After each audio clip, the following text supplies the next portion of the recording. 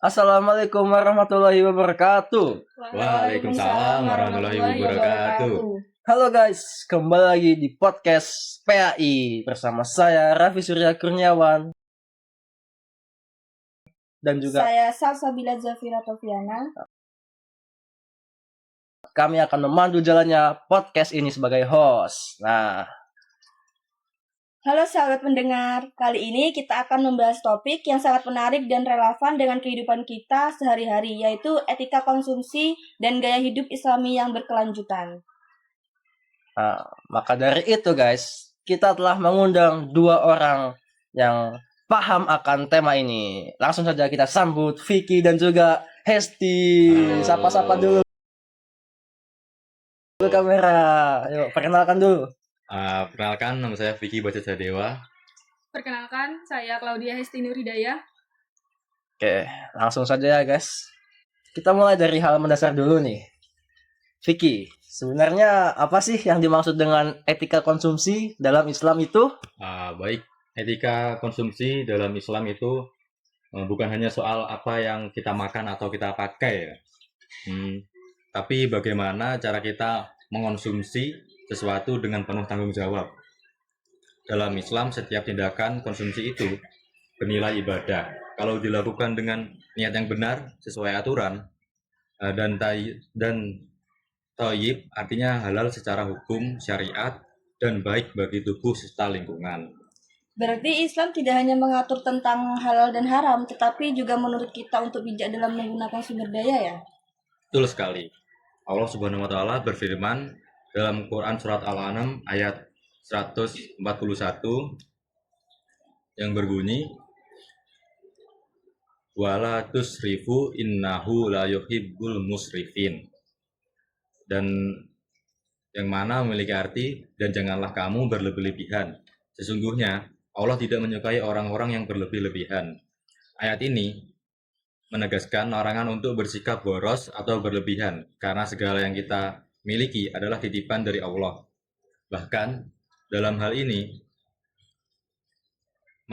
makanan, pakaian, atau gaya hidup, kita harus selalu menjaga keseimbangan dan tidak mengikuti hawa nafsu kita. Masya Allah. Jadi sebenarnya Islam itu sudah punya konsep sustainable ya. Jauh-jauh sebelum istilah itu ada gitu di pertanian atau di modern sekarang ini. Benar. Sustainable kan kayak berkelanjutan.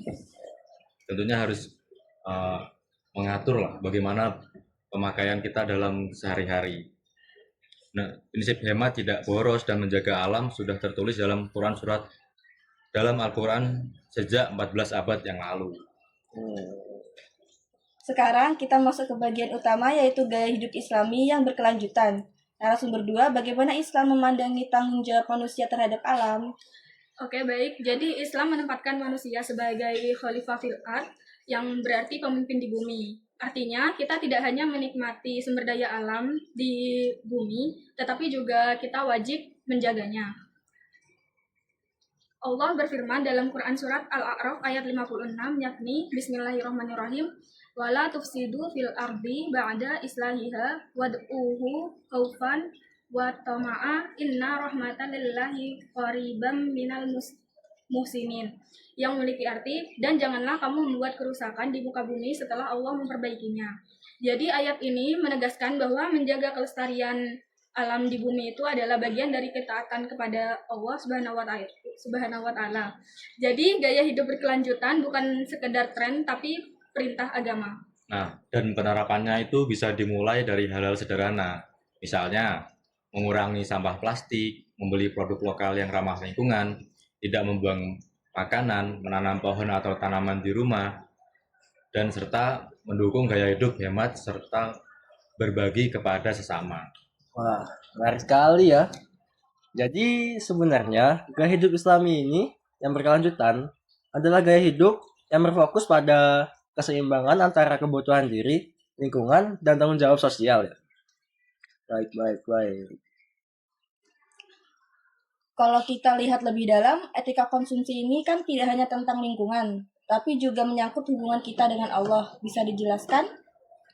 Tentu, setiap rezeki yang kita peroleh adalah amanah dari Allah. Ketika kita menggunakan dengan bijak, kita sedang menunjukkan rasa syukur. Sebaliknya, kalau kita berlebihan atau boros atau merusak alam, itu berarti kita tidak mensyukuri nikmat yang diberikan oleh Allah. Betul, dalam Islam konsep keberlanjutan bukan hanya soal planet dan ekonomi, tetapi jika soal jiwa dan iman. Hidup sederhana membuat hati lebih tenang, lebih dekat dengan Allah, dan menjauhkan kita dari sifat tamak.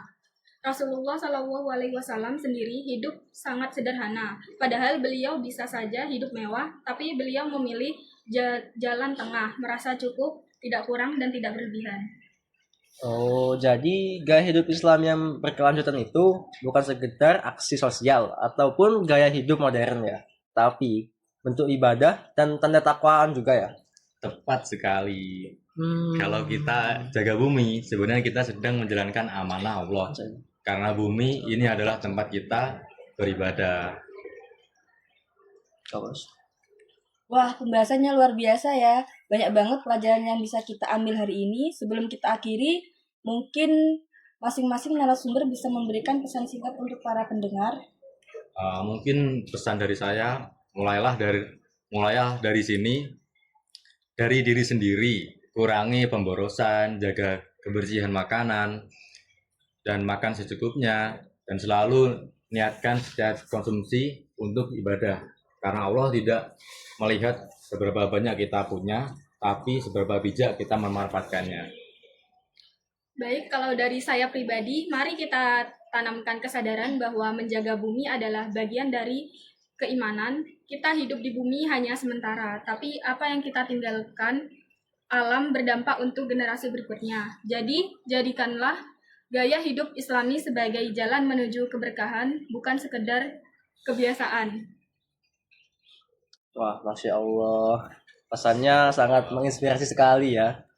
Ya, semoga kita semua bisa menerapkan nilai-nilai ini dalam kehidupan sehari-hari kita.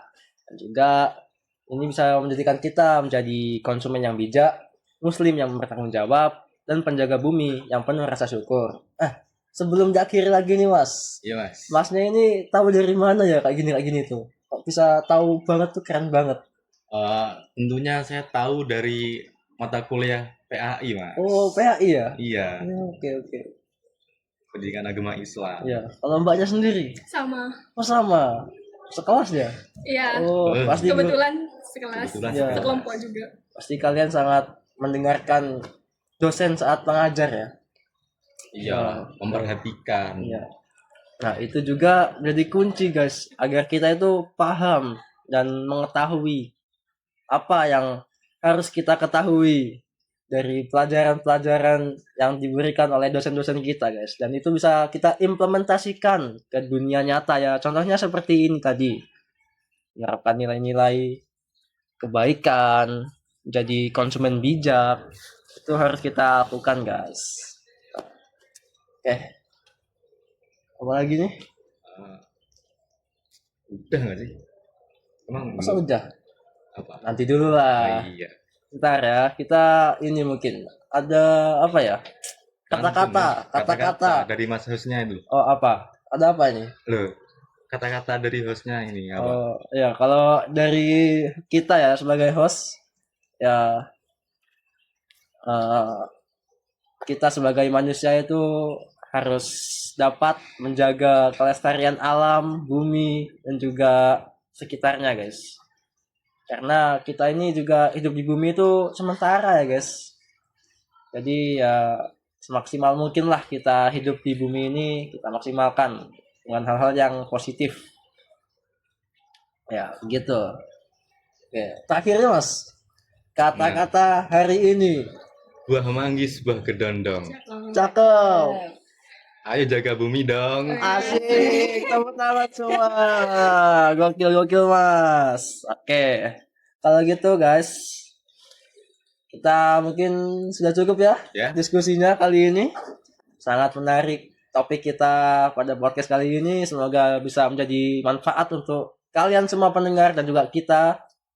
Semoga kita menjadi manusia yang sukses ke depannya, dapat menjaga bumi dengan baik dan menjadi konsumen yang bijak, guys. Salam Pancasila. Ya, salam kesejahteraan sosial. Salam Pancasila. Sekian guys dari podcast PAI kali ini, guys. Semoga kalian dapat terhibur dan